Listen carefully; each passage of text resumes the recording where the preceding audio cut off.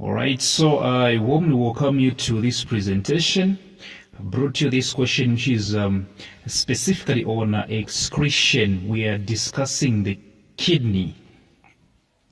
So now, question 4, they are saying figure 4.0 shows the longitudinal section through a human kidney. Longitudinal section through a human kidney. And so we happen to have the labels cortex, medulla, S, R, and Q. And so question A1, they are saying identify the blood vessels labeled Q and R. Identify the blood vessels are labeled Q and R. So if you check very well, look at R, you're going to realize that there is an arrow. There is an arrow which is leading us the inwards direction, which means something is getting in.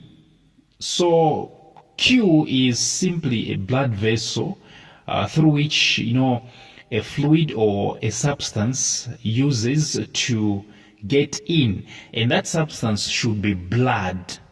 So blood is getting into the kidney using Q. And if you check very well, R, we have an arrow which is directing us outwards, which means R is used for blood to come out.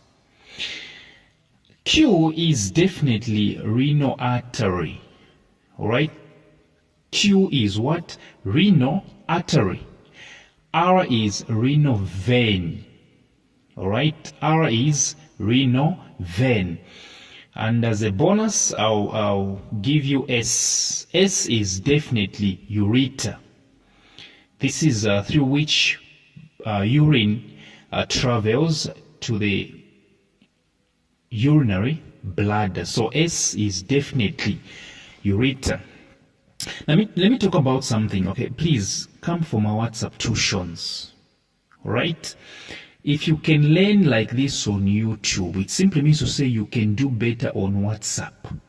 I welcome you to my WhatsApp tuitions. Alright? I'm very much cheap. I don't want you to be crying like the way people who enrolled for other tuitions are crying right now. This is when they are coming to me now.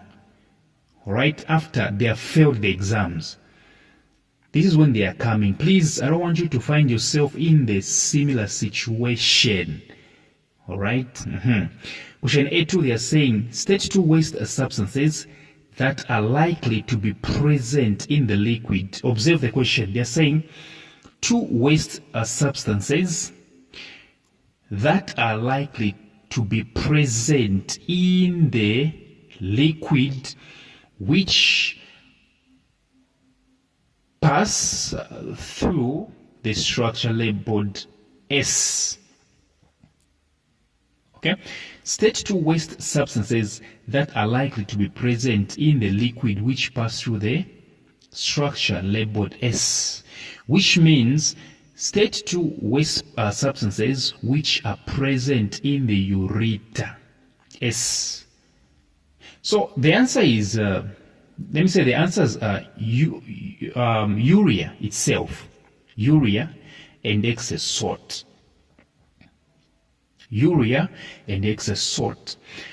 Question B, state 2 processes that occur in the kidney during urine formation. State 2 processes that occur in the kidney during urine formation. And of course the answer is ultrafiltration and selective reabsorption. So actually during urine formation there are 4 processes. I can mention all of them: ultrafiltration, selective reabsorption, osmoregulation, and secretion. Question C1, suggest 2 methods of how a person with kidney failure may live a normal life. Suggest 2 methods of how a person with kidney failure may live a normal life. Well, number 1 is simply by kidney transplant. Kidney transplant, whereby a normal kidney is transferred into a patient.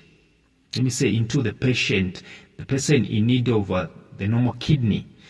All right, so kidney transplant, and the other way a person can live a normal life is by using the machine called kidney machine or dialysis machine.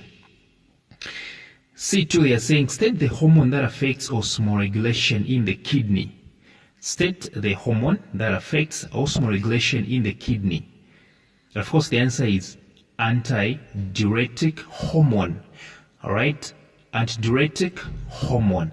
Yes, so I repeat, come to my WhatsApp tuitions.